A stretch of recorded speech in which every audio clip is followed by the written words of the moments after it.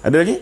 Tok ni ada Saharul ni, ada kata betul ke Datuk Najib tak boleh bertanding pada PRU 15? Okey, dia ada dua pendapat dia ada dua pendapat. Tetapi saya percaya dengan pendapat bahawa Datuk Najib boleh bertanding. Kenapa? Kerana pada pilihan raya umum yang ke-14, Tian Chua dia punya kes sama dengan kes Datuk Najib. Dia sudah didapati bersalah di Mahkamah Tinggi. Kemudian dia appeal, dia merayu. Jadi semasa dia merayu, dia memohon supaya dia memperolehi stay of execution. Maknanya dia punya hukuman tu ditangguhkan. Jadi bila dia ditolak pendaftaran untuk menjadi calon, dia bawa perkara ini ke mahkamah dan akhirnya mahkamah memutuskan bahawa Suruhanjaya Pilihan Raya tidak berhak untuk menghalang Tian Chua daripada bertanding. Jadi dah ada presiden kes ni, maka tak salah untuk Datuk Najib bertanding. Tetapi kalaupun misalnya ada pandangan mengatakan kita perlu selamat, kita kena main selamat, kita boleh letak sesiapa saja untuk bertanding bagi pihak Datuk Najib. Dan selepas kita memerintah pilihan raya umum yang ke-15, lepas kita membentuk kerajaan, kalau Anwar Ibrahim pun boleh dapat full pardon, tuan-tuan, kemudiannya boleh bertanding, dia dah didapati bersalah di mahkamah yang tertinggi. Datuk Najib ni baru mahkamah tinggi, belum lagi mahkamah rayuan.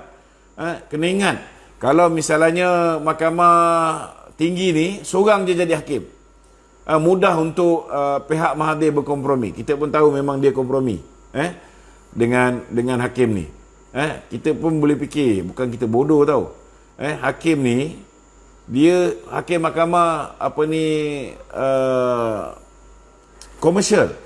Hakim mahkamah komersial. Dia tak pernah ambil kes jenayah. Yang sepatutnya jadi hakim ialah seorang hakim adik-beradik dengan YB Sofi, seorang adun di Pahang. Tapi seminggu selepas dia jadi hakim, ditukar hakim kepada Hakim Nazlan.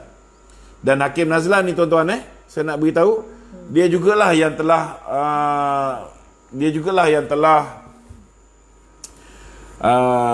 menjadi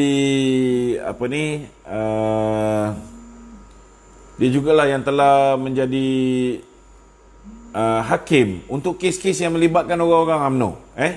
Pertama, hakim yang terlalu junior tiba-tiba diberikan kes jenayah yang dia tak pernah ambil kes jenayah, dan kes ni kes high profile kes. Jadi itu sebabnya saya percaya, kalaupun Datuk Najib tak dibenarkan untuk bertanding, apa yang berlaku pada Anwar Ibrahim maknanya boleh letak orang lain bertanding. Lepas pilihan raya kita dah menang, kita dah memerintah, kita bagi full pardon. Kita minta ke bawah Duli Yang Maha Mulia, Yang di-Pertuan Agong, dan juga Lembaga Pengampunan Diraja memberikan full pardon, memberikan full pardon kepada Datuk Najib.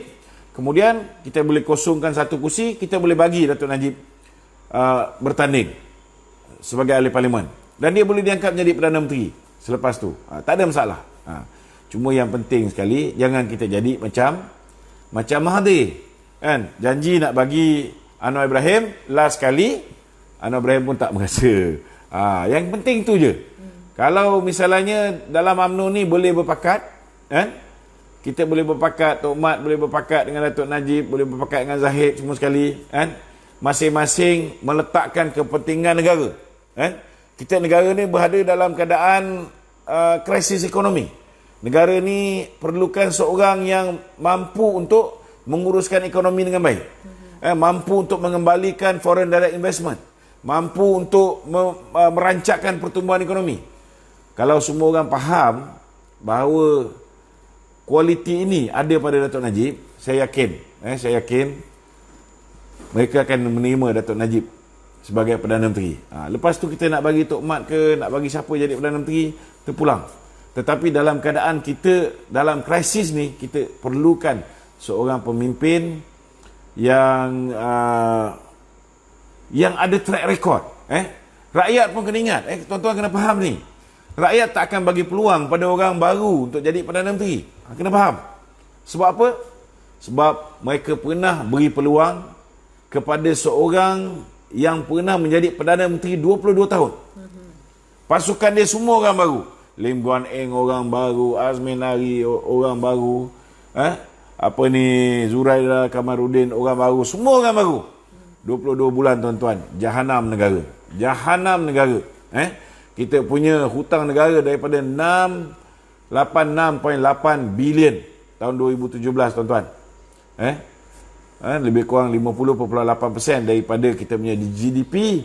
Akhirnya tuan-tuan, hutang kita seperti mana yang diumumkan oleh Menteri Kewangan yang baru, melebihi lebih kurang dalam 1.2 trilion tuan-tuan.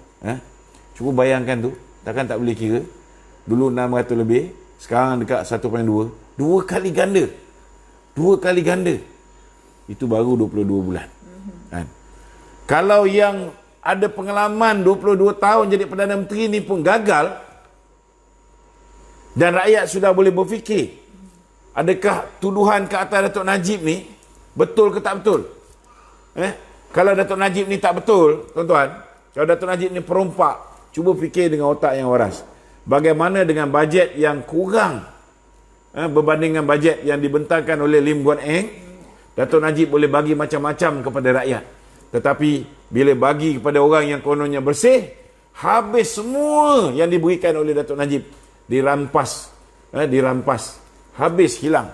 BRIM daripada 6.8 bilion yang dinikmati oleh 7.2 juta keluarga, akhirnya tinggal 4 juta keluarga je yang terima. Lepas tu turun lagi.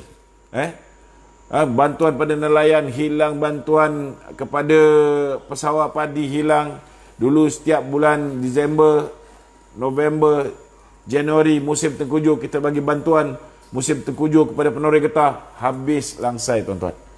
Jadi berdasarkan pengalaman ni, berdasarkan track record Datuk Seri Najib, saya yakin tuan-tuan, kalau Barisan Nasional mengutarakan Datuk Seri Najib sebagai calon Perdana Menteri kita, saya yakin saudara, kita mempunyai peluang untuk mendapat kerusi lebih banyak. Kita mempunyai peluang untuk menang lebih banyak kerusi berbanding tuan-tuan kalau kita letak Muhyiddin Yassin sebagai calon Perdana Menteri kita, dan Azmin Ali sebagai calon timbalan Perdana Menteri kita. Lingkup tuan-tuan. Dah tentu-tentu Muhyiddin ni tuan-tuan kanser. Dulu dah pernah stage 4. Dia boleh kerja 4 jam je. Bila saya cakap dia kerja 4 jam, dia beritahu dengan budak pejabat dia susun. Sampai doktor pun marah tuan-tuan. Saya nak beritahu, doktor pun marah sebab dia buat kerja lebih. Bila dia buat kerja, dia stres ni tuan-tuan. Bila dia stres ni saudara, ianya menyebabkan adrenalin dia semakin bertambah dan akhirnya tidak baik untuk kesihatan dia. Doktor suruh dia rehat, tapi dia degil, dia nak tunjukkan dia kuat, dia boleh pergi masuk Felda dan sebagainya. Suka hati dia lah, dia nak buat apa. Tapi bayangkan tuan-tuan, kalau tiba-tiba ni kita tak tahu Allah Ta'ala punya kerja. Kalau tiba-tiba lah, walaupun Muhyiddin cuba nampakkan dia sihat, kalau tiba-tiba jalan pula tuan-tuan. Maka Perdana Menteri kita yang baru tuan-tuan, tokoh semburit negara. Cuba bayangkan.